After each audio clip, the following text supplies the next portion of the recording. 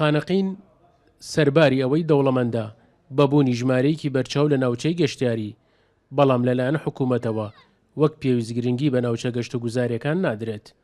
لای خۆشیانەوە خاوەن پرۆژە گەشتیاریەکانی خانەقین داواکارن لە حکوومەت داواکاریان بکات بۆ ئەوەی بتوانن پرۆژەی خزمەتگوزاری زیاتر بهێنە شارەکەیان. گەشتیار کەمەوە بووە اینجا ئێمە داوا لە حکوومەتەکەین جاران قەرزیانەدا ئێستا و قەرزە نەماوە داواکەینەوە قەرزە بدەن پێمان بۆی تاکو بتوانین ئێمەش بەڕووی گەشتیاران شتی جوانتر بکەین و شتی چاکتر بکەین بۆ ئەوەی کە بۆی تاکو لەم شارەمانە شتی جوانتر بێت وەکو شارانی تر. یعنی هاوکاری حکومەت زۆر مهمە بۆ ئێمە وەکو ئێستا ئێمە ئیجارمان یعنی ڕاستی فەرەس یعنی ساڵە دەوری 11 ملیۆنە ئادا 11 ملیۆن سەرکە ئین پارەی کارەباس حکومەت وش دعمێت نات ئەگە حکومەت و دعمت بکە توانیت شاری یاری جوان بکەی وەک سەفینەت نوحی باری یعنی ئەلعاب زۆر جوان هەیە ئەتوانی باریت بەس حکومەت دعمت نەکەن نەوەڵڵا.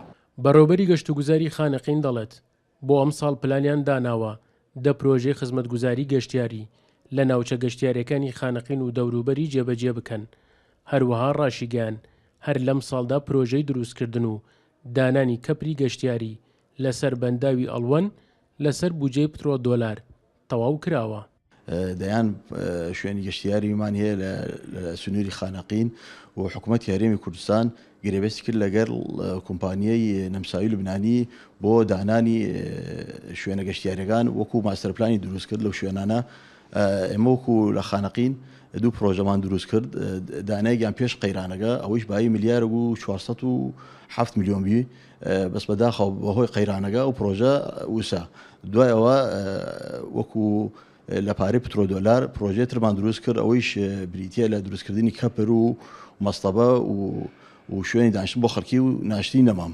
وەکەوەی بەڕێوەبەری گەشت و گوزاری خانەقین ئاماژەی بۆ کرد لە ئێستادا و لە ڕێگەی ئەو ماستەر پلانەی کە بۆ بوژانەوەی ناوچە گەشتیاریەکانی سنووری خانەقین دانراوە دەشتوانرێت لەم ڕێگەیەوە کار بۆ بوژانەوەی ناوچە گەشتیاریەکان بکەین. ڕاشیگەیان دەرگیان واڵایە بۆ ئەو خاوەن کارانەی کە دانەوێت لە بواری گەشتیاریدا و لە ناوچەکەدا وەبەرهێنان بکەن.